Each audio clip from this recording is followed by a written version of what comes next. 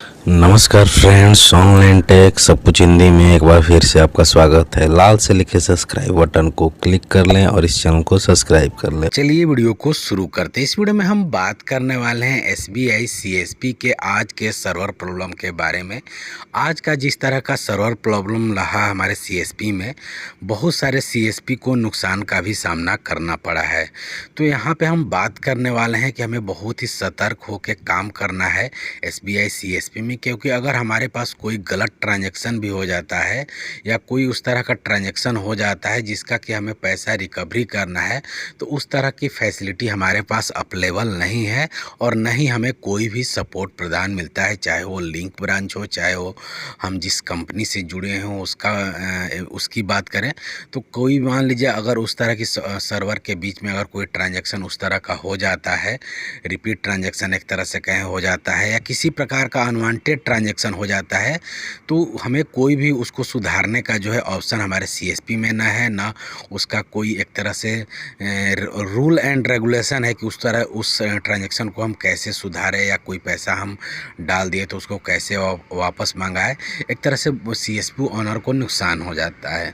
तो आज का जिस तरह का सर्वर प्रॉब्लम रहा है, इसमें बहुत सारे सीएसपी को नुकसान हुआ है। किस तरह का नुकसान हुआ है पहले उसकी बात कर लेते हैं। उससे पहले हम बात करते हैं कि जब भी इस तरह का सिचुएशन होता है, जैसे कि आज एक तरह से कहें तो फेस्टिवल का सीज़न छुट्टी होने वाला है और हम जानते थे कि आज एसबीआई सीएसपी में काफ़ी भीड़ होने वाला है, चाहे कोई भी बैंक में आज भीड़ होने वाला है, क्योंकि बैंकिंग वर्किंग डे का आज आखिरी डे था छुट्टी से पहले का, जो कि भीड़ भाड़ होने वाला था आज सभी सीएसपी में या सभी बैंकों में।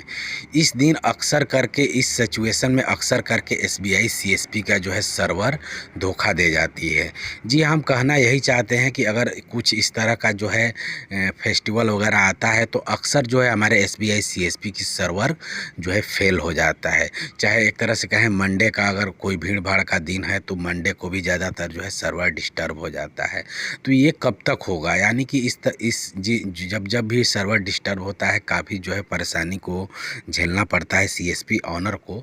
और आज की हम बात करें किस तरह का नुकसान हुआ है सीएसपी को, तो बहुत लोग क्या किए हैं कि अगर कोई थर्ड पार्टी पेमेंट डिपॉजिट कर रहे हैं, चाहे मनी ट्रांसफ़र चाहे आईएमपीएस, तो मान लीजिए अब लॉगिन करने के बाद वो पेमेंट किए, पेमेंट करने के बाद जैसे ही वो कन्फर्म पे क्लिक किए तो पेमेंट सक्सेसफुल हो गया, लॉग आउट हो गया।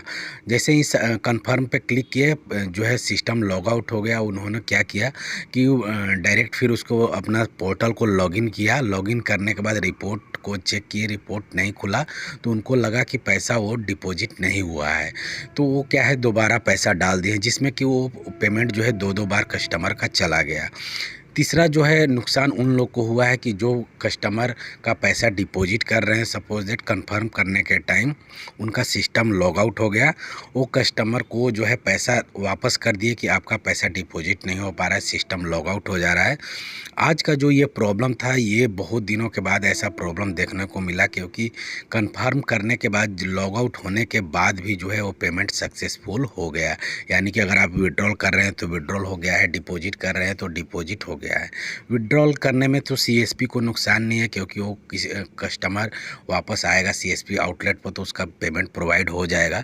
लेकिन कोई कोई कस्टमर बाहर का है, अगर वो पैसा डिपॉजिट करने आया और हम कंफर्म करें पैसा क्या हुआ कि उसके अकाउंट में जमा हो गया, और हम उसका अकाउंट में जमा होने के बाद भी हम उसका रिपोर्ट नहीं चेक कर पाए और कस्टमर को जो है स्लिप नहीं दे पाए, इसके कारण बहुत सारे सीएसपी पेमेंट को वापस कर दिए। उन सभी सीएसपी को नुकसान हुआ है। बहुत सारे लोगों का ऐसा हुआ है कि जो है इस तरह का बहुत सारे लोगों का ट्रांजैक्शन हुआ है, ग्रुप में भी उन्होंने शेयर किया है।